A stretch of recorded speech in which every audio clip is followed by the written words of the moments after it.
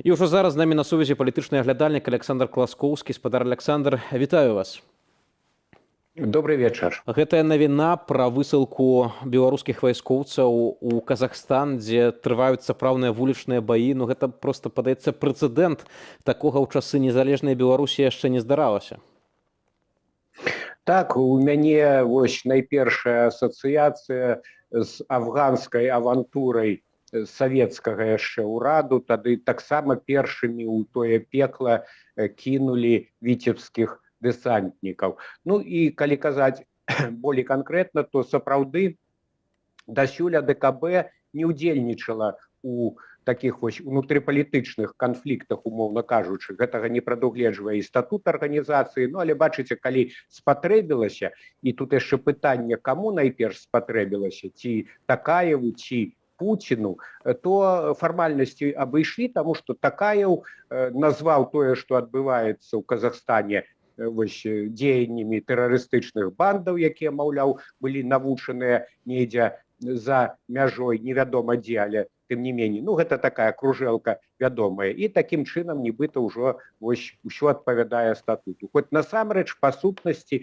як на ладоні бачна, што гэта працуе такі інтэрнацыянал аўтарытарыяў, якія прыходзяць на дапамогу адзін аднаму, таму што пры ўсіх нейкіх цёрках паміж імі самае страшнае для іх гэта, каб не перамагла так званая, як яны называюць, каляровая рэвалюцыя.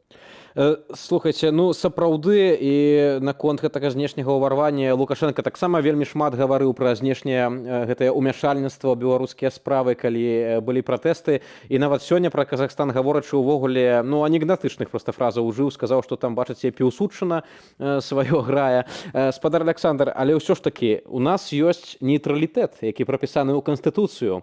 І ў 90-е гады яшчэ ў Верховным Савеце былі баталіі пра тое, што беларускія вайскоўцы не павінны ваяваць у чужых войнах, не павінны ўвогуле высылацца некуды за мяжу. Відавочна, на ўсё гэта наплявалі.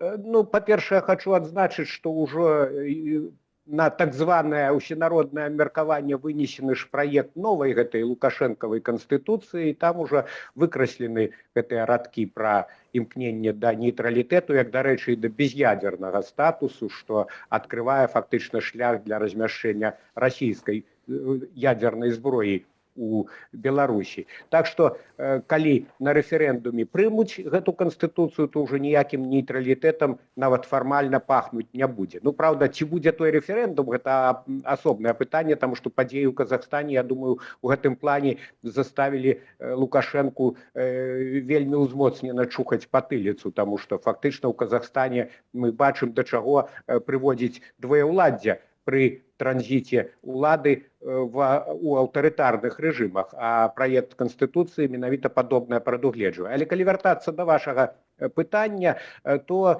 ведаеце, і раней жа беларускія вайскоўцы, яны з расійскімі ўдзельнічалі ва ўсякіх там манеўрах і гэтак далей, то бок ніякага нейтралітэту не было. Де-факта ўжо даўно існуе вайсковы саюз Беларусі і Расіі, таму нейтралітэт быў пустой фактычна дэкларацыяй ужо шмат гадоў, бо Лукашенко адразу ўзяў курс на так званую інтэграцыю, а фактычна на збліжэнне з Расіяй, на ўзмацненне яе залежнасці ва ўсіх сферах, уключна з вайсковай. Так што тут нічога новага, нічога дзіўнага фактычна ў гэтым няма. У тым, што цяпер пад маркай АДКБ фактычна вось адбываецца такое ўмяшанне ва ўнутры казахстанскай канфлікт. Бачым, да чаго давяло гэтае збліжэнне з Расіяй, калі грамадзяне Беларусі ў форме са зброяй у руках едуць у Казахстан, па сутнасці, для здушэння пратэсту. Ёсць таксама у нас рэакцыя Святланы Ціханаўскай на ўвод войскаў АДКБ ў Казахстан. Спадар Александр, давайце разам паслухаем, потым вернемся да нашай размовы. Кожны беларус сэрцам разумее рашэнне супрацьстаяць дыктатуры. Кожны беларус разумее, што Лукашенко, які страціў легітымнасць, не мае права прымаць рашэнне пра ўвод войскаў і ахвяраваць беларусамі дзеля ўзброенай сімуляцыі стабільнасці ў рэгіёне. І кожны беларус выступіць супраць любога дзеяння, што нясе пагрозу суверэнітэту Беларусі. Толькі жыхары Казахстану маюць права вызначаць лёс сваёй краіны і бараніць свой выбар. Бачыце, было, спадар Александр, досыць шмат такіх здзеклівых каментароў, калі толькі вось гэтыя падзеі ў Казахстане пачыналіся. Вось там беларусы з кветкамі хадзілі, нікога там не білі, а ў Казахстане вельмі рашуча ўзялі гэтыя ўрадавыя будынкі, папалілі паліцэйскія машыны. Ну, а цяпер вось той настрой, вядома, падзеі не скончыліся, але ёсць такое пачуццё, што ўвогуле на гэтай дыктатуры ледзьве няма рады, што ані мірны пратэст, ані пратэст з такім моцным супрацівам, ну, пакуль выніку аж такога вялікага не прыносіць. Па-першае, хочу зазначыць, што яшчэ невядома, хто там вось марадзёрстваў, хто паліў гэтыя будынкі. Ёсць такая версія, ёсць у прыватнасці звесткі расійскіх праваабаронцаў, што дзеля гэтага там нейкіх крымінальнікаў выпускалі. Гэта магло быць гульнёй і з боку нейкага ўладнага клану ў Казахстане, каб зрабіць так званую карцінку вось гэтых жахаў, і каб потым апраўдаць вось гэту жорсткую зачыстку, калі зноў жа вось адтуль паступаюць звесткі, што проста людзей на вуліцах, на плошчы ў Алматы расстрэльвалі з аўтаматаў, прычым бяззбройных людзей. Так што там заблытаная складаная сітуацыя і невядома, хто дзейнічаў вось такім гвалтоўным чынам найперш. Але напэўна ж быў і момант узброенага вось такого супраціву і з боку тых, хто выйшаў сапраўды на пратэсты. Ведаеце, на жаль, сапраўды сітуацыя такая, што супрацьлому няма прыёму ў гэтай сітуацыі, бо і ў самога Такаева моцныя сілы, усе аўтарытарныя кіраўнікі, яны вельмі любоўна ўзгадоўваюць гэтыя сілавыя структуры, не шкадуюць на іх сродкаў. Ну і потым, як мы бачым, у сённяшняй гэтай сітуацыі усе аўтарытарыі, якія аб'ядналіся ў гэты альянс АДКБ, гатовы прыйсці на дапамогу свайму субрату. І найперш, я думаю, што тут інтарэс Расіі. Расія раней, бачыце, ўсё ж такі Пуцін быў болей асцярожны і не задзейнічаў вось гэты кампанент, хоць былі там кіргізскія падзеі, армянскія падзеі. Ну а цяпер ужо маскі скінуты, так бы мовіць, і ў Лукашэнкі, і ў Пуціна. Абодва яны уляглі ў такую канфрантацыю з Захадам, што ўжо няма чаго сароміцца, няма чаго прыкрывацца нейкімі фігавымі лісткамі, а дзейнічаюць ужо даволі адкрыта, вось як у гэтай сітуацыі. Так што нічога дзіўнага няма. Рэжымы сталі яшчэ болей жорсткімі, яшчэ болей антызаходнімі. Ну а Лукашенко увогуле ўжо даўно казаў, крытыкаваў АДКБ за тое, што яна, гэтая арганізацыя, не ўлазіць у такого кшталту канфлікты. Ну вось прабіў гэты час. Хаця, канешне, сярод беларусаў, у тым ліку, я думаю, сярод вялікай часткі прыхільнікаў Лукашэнкі, вось гэтая авантура, назовем яе так, будзе вельмі непапулярная, таму што цынкавыя труны ніхто не хоча атрымліваць незалежна ад палітычных поглядаў. Ніхто не хоча атрымліваць цынкавыя труны, але Лукашенко кажа, што, як ён кажа, цытата, мы не можам адпусціць Казахстан, мы не можам вось яго пакінуць. Таксама ведаем, што у Кыргызстане сёння, краіна, якая з'яўляецца сябрам АДКБ, людзі выходзілі ў Бішкеку на пратэст супраць удзелу кыргызскіх войскаў вось у гэтай інтэрвенцыі. І нават чыноўнікі, высокія чыноўнікі Кыргызстану сказалі, што нашыя войскі не будуць уступаць ні ў якія акцыі з удзельнікамі дэманстрацыяў, што яны будуць выключна для аховы будынкаў, нават вымушаны былі па сутнасці апраўдвацца перад сваім народам. У Расіі тых, хто выходзіў на пратэсты, невялікія, але ўсё ж супраць гэтай інтэрвенцыі пазатрымоўвалі ў Маскве, маем такую інфармацыю. Беларусы, бадай, таксама відавочна, ніхто не хоча, каб нашыя хлопцы там ваявалі, аднак маем вычышчанае поле, маем велізарныя рэпрэсіі і таксама і няма ніякіх акцыяў супраціву, прынамсі пакуль што. Так, вось вы апісалі гэтыя выступы, і тут можна меркаваць пра ўзровень дэмакратыі у тых ці іншых постсавецкіх краінах. Выглядае, што ў Кыргызстане яе найболей пры ўсіх там хібах, пры ўсіх складанасцях сітуацыі ў гэтай краіне. Як бачым, у Расіі выходзілі, але людзей вінцілі, но ў Беларусі сёння пасля вось такога брутальнага здушэння пратэстаў 2020 года, канешне, якімі б не былі настроі, а яны, як я ўжо падкрэсліў, канешне ж, адмоўныя, я думаю, нават у электарата Лукашэнкі у дачыненні вось да гэтай акцыі, да такого кроку, але людзі, безумоўна, сёння не ў той сітуацыі, каб выходзіць на вуліцу, бо яны бачаць, што гэта на шмат гадоў можна патрапіць у турму. Але ведаеце, калі абагульняць, вось і ў Казахстане здавалася ж стабільная такая аўтакратыя, і ўзровень жыцця там не найгоршы на постсавецкім абсягу, але бачыце, ўсё ж таки аўтарытарныя сістэмы, вось таму што яны гнілыя, застойныя, таму што яны не даюць развівацца, яны рана ці позна, і дарэчы, не маюць зваротнай сувязі, не могуць неяк прадухіляць такія выбухі. Вось яны рана ці позна сутыкаюцца з тым, што народ ўсё ж таки паўстае. І я думаю, што калі цяпер вось нават гэтыя пратэсты будуць здушаныя, то нейкага спакойнага жыцця ў таго ж Такаева, а відавочна цяпер ягоны клан умацуецца, не будзе. Як не будзе спакойнага жыцця і ў кіроўнай вярхушкі беларускага рэжыму, таму што можна нейкі час трымацца на дручках, але ў гістарычным плане такія рэжымы ўсё адно асуджаныя, будуць новыя пад'ёмы палітычнай актыўнасці, і так ці іначай я веру, што перамены ў Беларусі настануць. Іншая рэч, што, канешне, трэба трымаць у галаве заўжды вось гэты расійскі чыннік. Ён вельмі небяспечны, але ён не фатальны. Гэта асобная вялікая праблема, і варта трымаць у галаве тым, хто хоча перамен у Беларусі, што ёсць такі жорсткі праціўнік, як беларускі рэжым, але ёсць яшчэ і імперская Расія.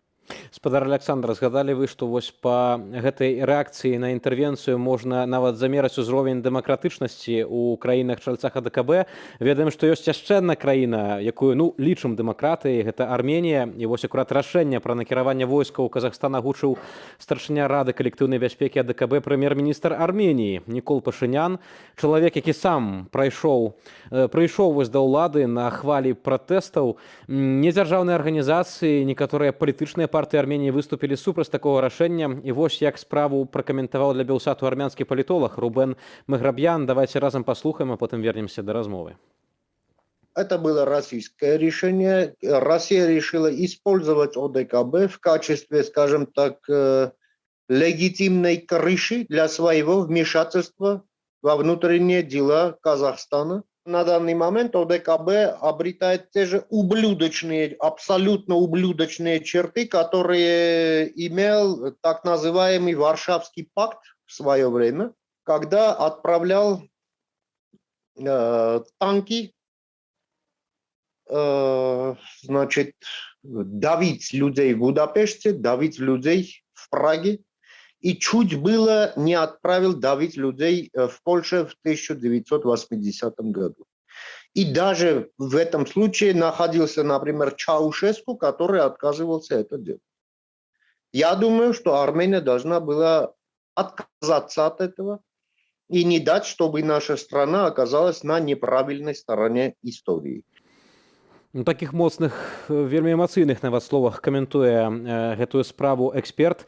І тое, што вось спадар Рубен заявіў, што па сутнасці АДКБ пераўтвараецца ў такую варшаўскую дамову, якая душыла памкненні народаў да свабоды, памкненні да дэмакратыі, памкненні вызваліцца вось ад, можна сказаць, нават ярма Масквы.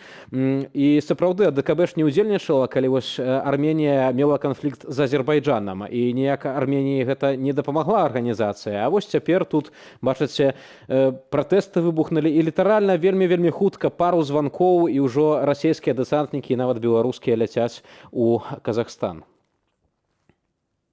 Ну, что тычыцца Армении, то армянам можно паспачуваць, хотя и беларусам можно паспачуваць, у тым плане, что яны ў адчайнай ситуации, з іх гледзяшча яны ў варожым атачэнні. Даўно кепскія адносіны з Азербайджанам, з Турцыяй вельмі напружаныя адносіны, і таму маленькая Арменія мусіць туліцца да Москвы. І там рэч не ў тым, наколькі дэмакратычны лад у самой Армении, але гаворка ідзе пра самазахаванне, просто пра ратаванне краіны, і таму той же Пашынян мусіць усё ж таки, можа і з цяжкім сэрцам, але граць па правілах Москвы. Іншага выйсця ў Арменіі няма, бо іначай можа загінуць сама армянская дзяржаўнасць, так лічаць у Ерэване.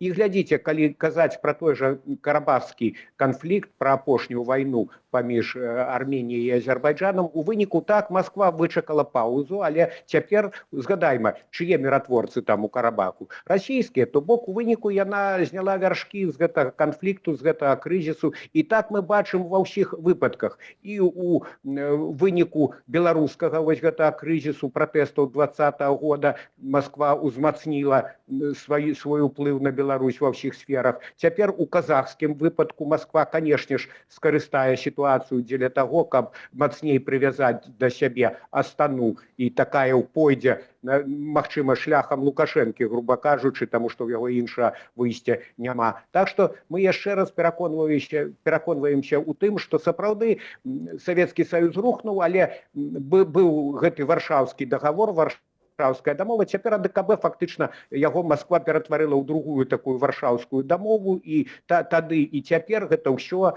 робіцца дзеля таго, каб здушыць парывы народаў да свабоды, да дэмакратыі, да лепшага жыцця. Бо гэтыя аўтакраты, яны хочуць панаваць вечна. Спадар Александр, напрыканцы выдання літаральна хвілінка, вы нас засцерагаеце таксама ўсіх беларусаў ад такога фаталізму, што няма выйсця з гэтай сітуацыі, але ўсё адно ёсць пачуццё вось гэтай пасткі, што Москва, як бы там ні было, заўсёды будзе душыць народы, якія паўстаюць за дэмакратыю ў сваіх краінах. Усё ж такі, вось ці ёсць нейкая надзея, на вашу думку, на змены ўнутры Беларусі ў такіх абставінах, якія вымалёўваюцца?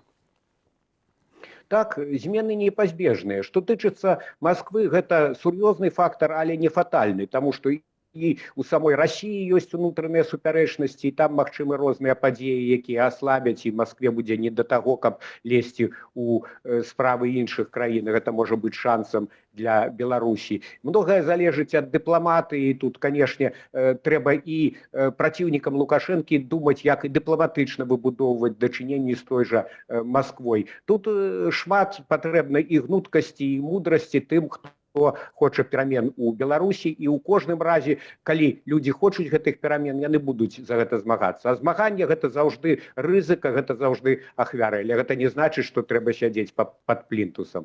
Толькі той заваёўвае свабоду, хто дзеля яе рызыкуе.